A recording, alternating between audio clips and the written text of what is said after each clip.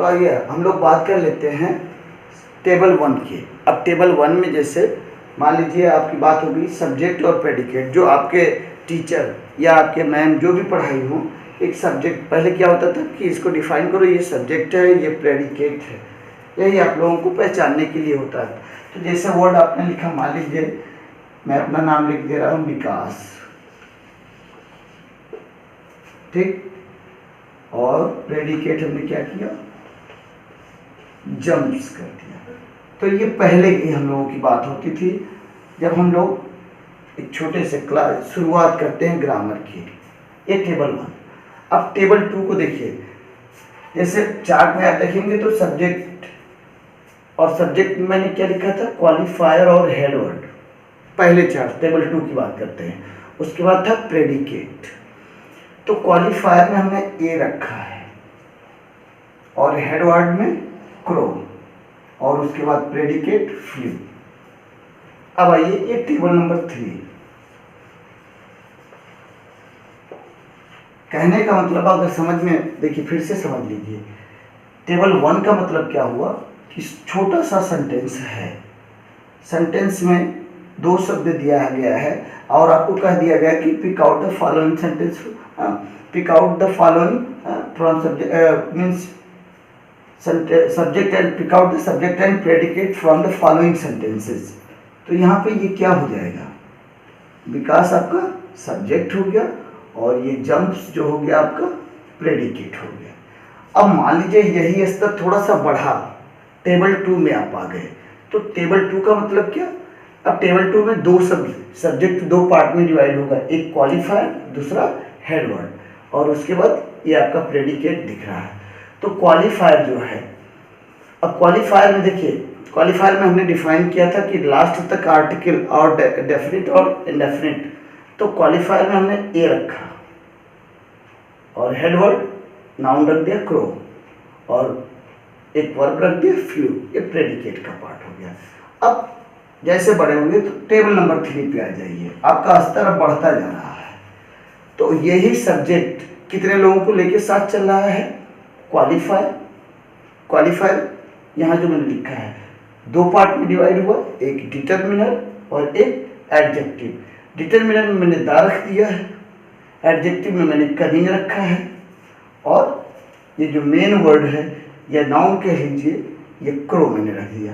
Predicate क्या कर दिया है, फ्लू कर दिया है। देख लीजिए किस स्तर से बढ़ता चला आ रहा है। अभी तक क्वालिफायर में आप थे, अब क्वालिफायर 2 पार्ट में यहाँ डिवाइड हो गया है, ठीक। तो द, कनिंग, क्रो, फ्लू, जिस तरीके का सेंटेंस जैसे बढ़ता जाएगा उसी तरीके की आपकी स्तर भी बढ़ती जाएगी, और वैसे ही आपको रीअरेंज करना है, आपको सेट ऑफ ऑर्डर आपका इसी तरीके से होता है। अब आ जाइए टेबल नंबर 4 पे बात कर लेते हैं। अब टेबल नंबर 4 की बात कर लेते हैं। इसमें पूरा डिफाइन कर दिया गया है। पहले क्या है, डिटरमिनर हो गया, फिर उसके बाद क्या आता है, एडजेक्टिव आता है, फिर नाउन या हेड वर्ड और एडजेक्टिव फ्रेज या एडजेक्टिवल फ्रेज, और उसके बाद आता है नंबर प्रेडिकेट का। अब प्रेडिकेट में मैंने मेंशन कर रखा है आपको, चार्ट में आप देखिए तो पहले क्या है, वर्ब है, फिर डायरेक्ट ऑब्जेक्ट और इनडायरेक्ट ऑब्जेक्ट और कॉम्प्लीमेंट। अब डिटरमिनर को पहले मैंने उठाया तो आर्टिकल में ए एंड द, डिटरमिनर का आप देखिए तो डिटरमिनर में पहले आर्टिकल है, तो आर्टिकल में से पहले आप क्या करेंगे, जिस तरह का जैसा भी सेट हो रहा है, ए एंड द में से कोई भी, हमने ए रखा है। एडजेक्टिव मैंने क्या रखा, ब्लैक रखा। फिर जो नाउन है, हेड वर्ड है, हमने क्रो रख दिया है, और adjective phrase sitting in the tree, और जो वर्ब और ऑब्जेक्ट इसका फ्लू अवे। तो ऑब्जेक्ट तो कहीं दिख नहीं रहा हिसाब से। अब आइए देखिए इसको कैसे करेंगे, इसका कुछ रूल होता है। देखिए पहला जो भी मैंने समझाया कि एडजेक्टिव फ्रेज को हम क्या कहते हैं, एडजेक्टिवल फ्रेज। पहला क्लियर। डिटरमिनर की बात कर लेते हैं। डिटरमिनर तभी आता है जब नाउन मीन्स हेड वर्ड से पहले एडजेक्टिव हो, हेड वर्ड से पहले एडजेक्टिव हो, हेड वर्ड से पहले एडजेक्टिव ब्लैक दिया है। बात समझ में आया। और डिटर्मिनेंट तभी आता है, कब आता है, जब क्या हो, हेडवर्ड से पहले, मीन्स अगर यहाँ एडजेक्टिव दिया है तो इसके पहले क्या आएगा, डिटर्मिनर। क्लियर। अब थर्ड पॉइंट पे आते हैं। एडजेक्टिव फ्रेज के तुरंत बाद प्रेडिकेट। फ्लू अवे दिख रहा है कि नहीं दिख रहा है, फ्लू अवे।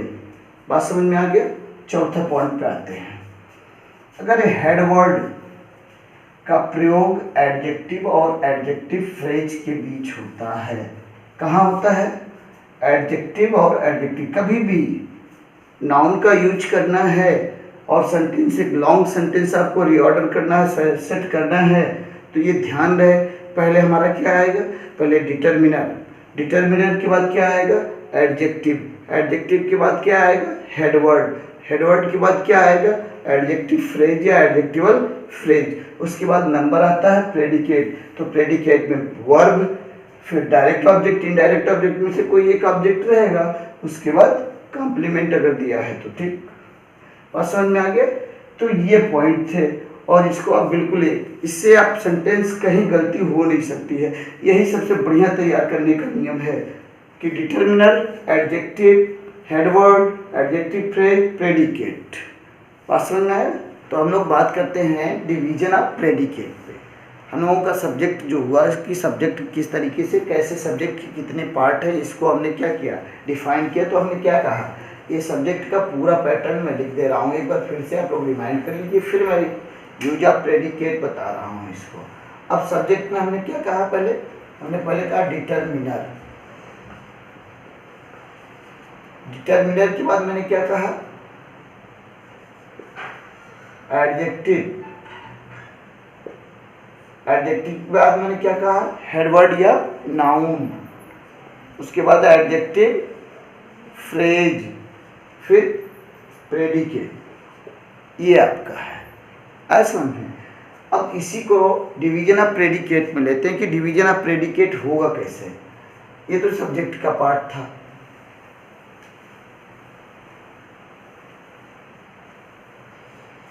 अब आइए हम बिल्कुल डिवीजन ऑफ प्रेडिकेट पे। हाँ, तो एक कोई सब्जेक्ट रख लेते हैं और सब्जेक्ट को, उसके बाद जो प्रेडिकेट का जो पार्ट मैंने यहाँ डिस्कस किया था अभी चार्ट बना करके कि प्रेडिकेट में कौन कौन होते हैं। देखिए मैं चार्ट फिर से बना दे रहा हूँ आपके लिए। ये प्रेडिकेट लिखा गया, प्रेडिकेट के 3 पार्ट, एक वर्ब, ऑब्जेक्ट और ये कॉम्प्लीमेंट। ठीक। तो हम बात अभी पहले हम इसकी बात कर लेते हैं, इन दोनों की। अब देखिए हमने क्या कहा कि ऑब्जेक्ट, ऑब्जेक्ट को हम 2 पार्ट में डिवाइड किए हैं, लेकिन बिल्कुल आराम से सुनिएगा और एक एक पॉइंट क्लियर होता जाएगा, कहीं कोई कंफ्यूजन नहीं। ऑब्जेक्ट को हमने क्या किया, 2 पार्ट में डिवाइड कर लिया, एक इनडायरेक्ट ऑब्जेक्ट कर लिया और एक डायरेक्ट ऑब्जेक्ट। अब जब सेंटेंस बन रहा है तो सेंटेंस में सॉरी, अगर सेंटेंस बनना है तो सेंटेंस में अगर दोनों ऑब्जेक्ट दिए हैं, इनडायरेक्ट भी दिया है और डायरेक्ट भी दिया है, तो आपका सबसे पहला काम होगा कि उसमें जो इनडायरेक्ट ऑब्जेक्ट है हम पहले उसको रखेंगे, फिर उसके बाद डायरेक्ट ऑब्जेक्ट को। मीन्स अब कौन कौन आ सकता है, कैसे इसको आइडेंटिफाई करें, मीन्स कैसे इसको पहचानें। तो देखिए हमने लिखा है सजीव या जीवित प्राणी, अभी क्लियर हो जाएगा इसके अलावा। नाउन, फ्रेज, नाउन या पर्सनल प्रोनाउन के पार्ट्स में से अगर कोई आता है तो वो इनडायरेक्ट में सबसे पहले जाएगा, और उसके बाद क्या आ जाएगा, ये आपका इनएनिमेट मीन्स निर्जीव वस्तु, कोई भी इनएनिमेट है तो वो बाद में ही जाएगा अगर 2 ऑब्जेक्ट है कहाँ, एक सेंटेंस में। देखिए सेंटेंस मैंने क्या लिखा है, Ram gave him a book. अब ये देखिए ये ऑब्जेक्ट है, ठीक, और ये हिम किससे रिलेट कर रहा है, इस पर्सनल प्रोनाउन से। तो Ram gave him a book, ये क्लियर हो गया। अब दूसरा चार्ट एक बनाते हैं।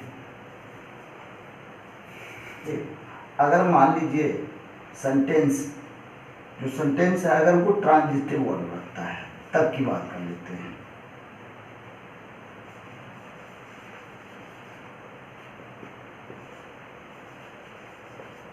अगर ये ट्रांजिटिव वर्ब में है मीन्स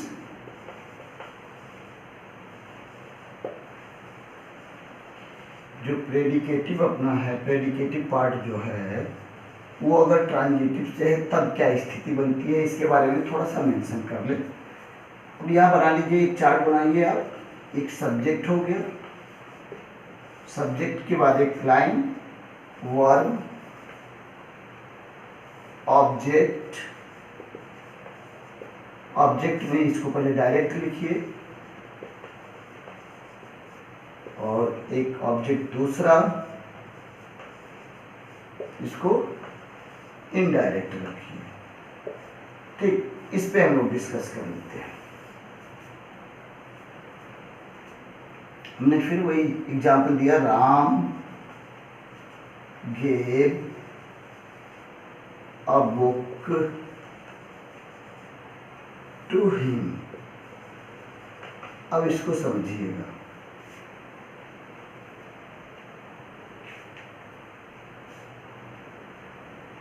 तो सेंटेंस जब ट्रांजिटिव वे में हो,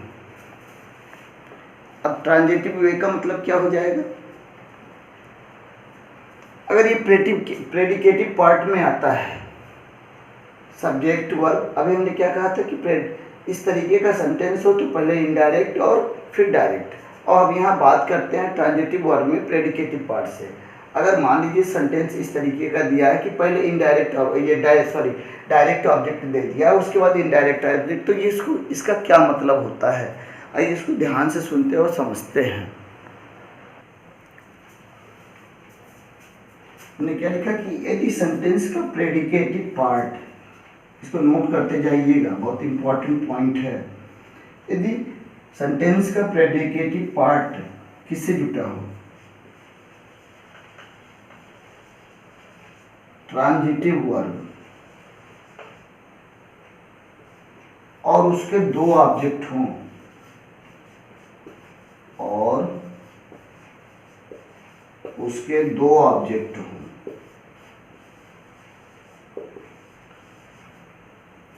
उसके दो ऑब्जेक्ट्स हों या दो ऑब्जेक्ट से मिलकर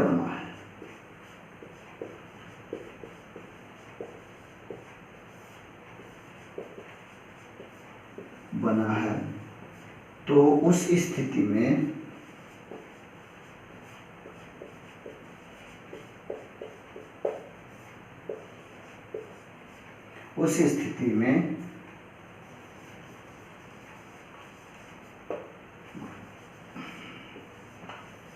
डायरेक्ट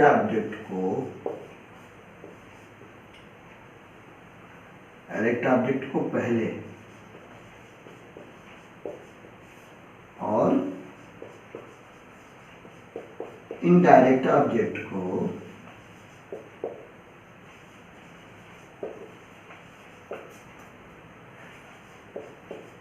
बाद में लिखते हैं।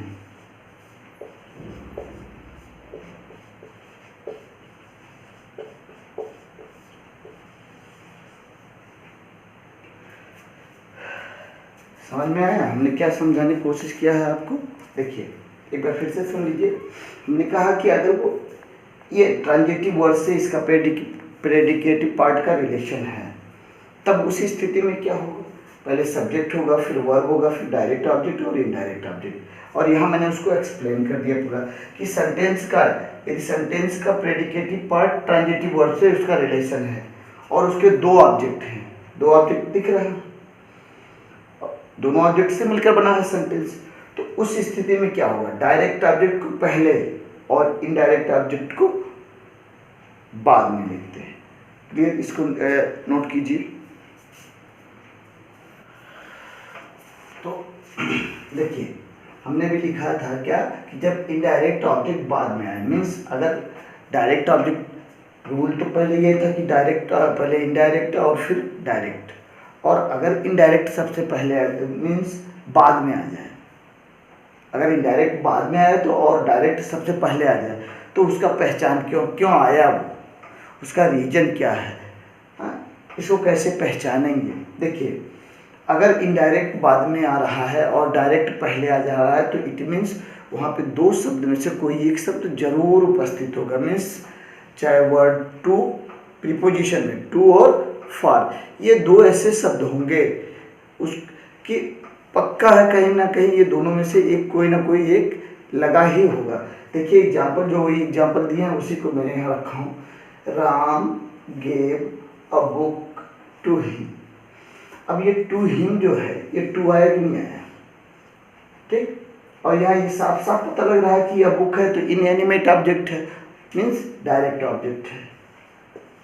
डायरेक्ट ऑब्जेक्ट है ना, और ये इनडायरेक्ट ऑब्जेक्ट आया क्यों, अब तो पहचान जाएंगे, सबसे सरल हो गया।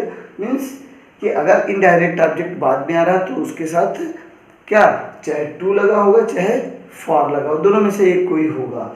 दूसरा एग्जाम्पल दे देखिए, he called a taxi for, ये भी प्रीपोजिशन है कि नहीं है।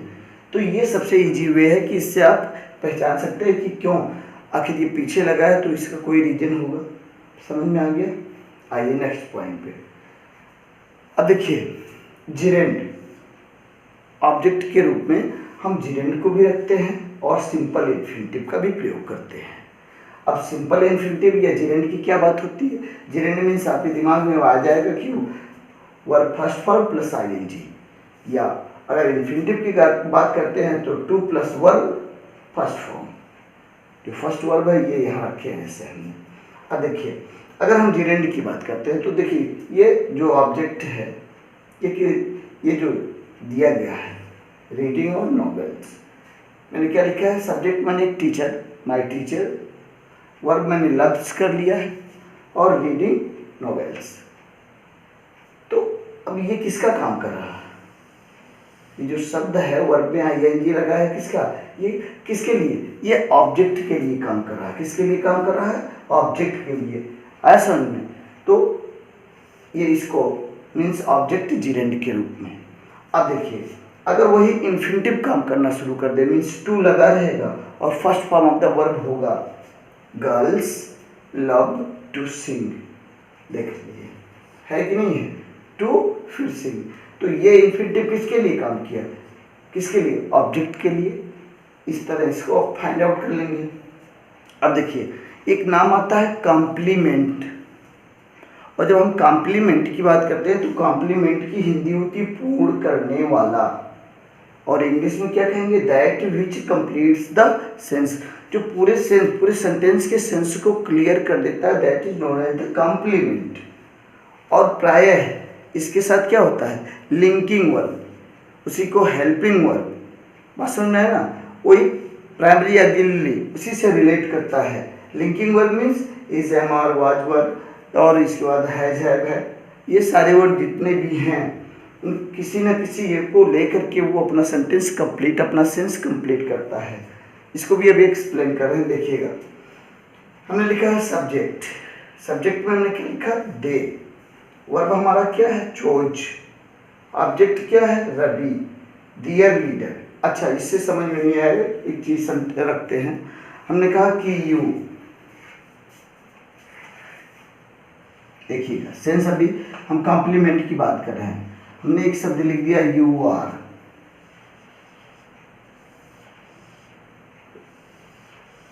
यही है।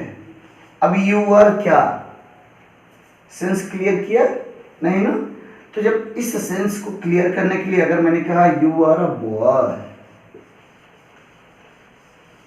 यू आर अ बॉय, तो यहाँ पे अब ये सेंटेंस पूरा का पूरा क्लियर हो गया कि आप है कौन। अभी तक ये इनकम्प्लीट में था, लेकिन आपने क्या किया, एक वर्ड दिया और वर्ड देने के बाद ये क्या हो जाएगा, तो यू आर ए बॉय। अब ये जो हो गया ये सेंस क्लियर किया। तो इसको कई तरीके, जो कॉम्प्लीमेंट होता है वो कई तरीके से काम भी करता है। एक एडजेक्टिव के adjective phrase sorry adjective phrase, noun, बहुत तरीके से इसको मैं एक्सप्लेन कर रहा हूँ, देखते जाइएगा। तो बात कर लेते हैं verb be as a complement, इसकी बात कर लेते हैं। अच्छा पहले हम समझा देते हैं बी होता क्या है। अब जब वर्ब बी की बात आ गई तो वर्ब बी मीन्स देखिए जितने भी हैं आपको इसको मैं डिवाइड करके बता दे रहा हूँ। वर्ब बी की बात, be had do, be means is am और was were, दो शब्द और होते हैं,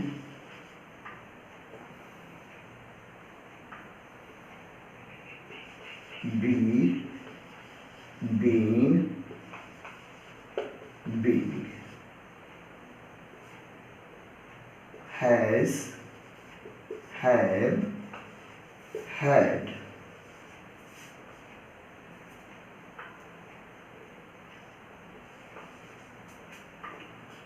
do, does, did, ये है। देख लीजिए, अब क्लियर हो गया। तो बी की बात कर लेते हैं। अब ये तो समझ में आ गया होगा कि बी है क्या। अब देखिए कॉम्प्लीमेंट किस कैसे कैसे होता है। कॉम्प्लीमेंट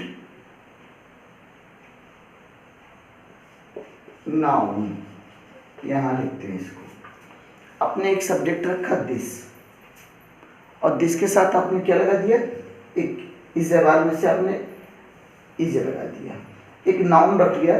मीन्स आप नाउन को भी, कहने का मेरा सीधा मतलब समझिएगा, आप नाउन को कॉम्प्लीमेंट बना करके सेंटेंस को कंप्लीट कर सकते हैं। अपेंड कॉम्प्लीमेंट है, ये कौन है, नाउन।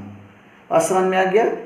दूसरा, आप एडजेक्टिव को भी कॉम्प्लीमेंट बना करके आप सेंटेंस कंप्लीट कर सकते हैं। कैसे, रुचि, मैंने एक लड़की का नाम रख लिया है, कोई भी हो, इज कॉम्प्लीमेंट मैंने क्या रखा है। अब देखिए ये एडजेक्टिव है कि नहीं है, सामने लिखा है एडजेक्टिव, तो ये इसका कॉम्प्लीमेंट हो गया।